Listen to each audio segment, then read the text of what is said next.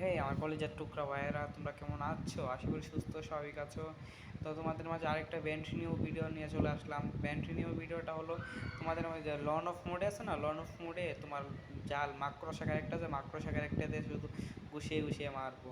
হাস্যকর একটা চ্যালেঞ্জ নিয়ে চলে আসলাম বন্ধুরা, দেখো তো। তো আবার এই যে আমার পোশাকটা আছে না, এটাও তো হাস্যকর। হেই, অদ্ভুত একটা পোশাক কিনছে। ও পিছন দিয়ে কইতে আসলো, পিছন দিয়ে তো দেখতেই পারলাম না। ওরে মার, মাকড়সা মাকড়সা মার মার। ওই তো এই 3 রাউন্ডে চলে গেলাম।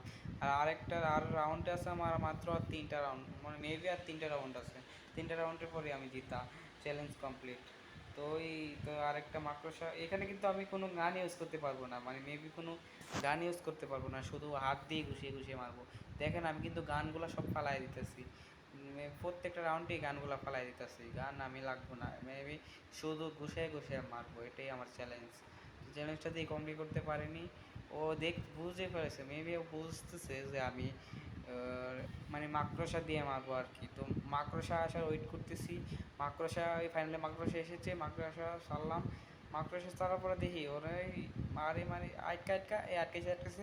এই লাগে না কেন, এই খুশি, এই তো বাইরে ভাই কি কষ্ট লাগে এই চ্যালেঞ্জ কমপ্লিট করতে।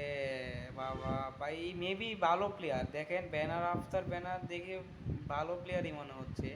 আফতার আর ব্যানার দেখে ভালো প্লেয়ারই মনে হচ্ছে আমার। হ্যাঁ, এটা ভালো প্লেয়ারই, কিন্তু কীভাবে খেলতেছে। ওরে ভাই ম্যাক্স 7 নিছে ভাই, ও বুঝে গেছে যে আমি ওরে মানে মাকড়সা দিয়েই মারবো, মাকড়সা ছাড়া তো ওরে মারবো না, বুঝে গেছে। তার জন্য ম্যাক্স 7 নিছে, ওদিকে আমার মানে টিপ্পা টিপ্পা মারতে পারে, বুঝছেন তো। বুদ্ধি আছে ফ্লোরটার মাথায়।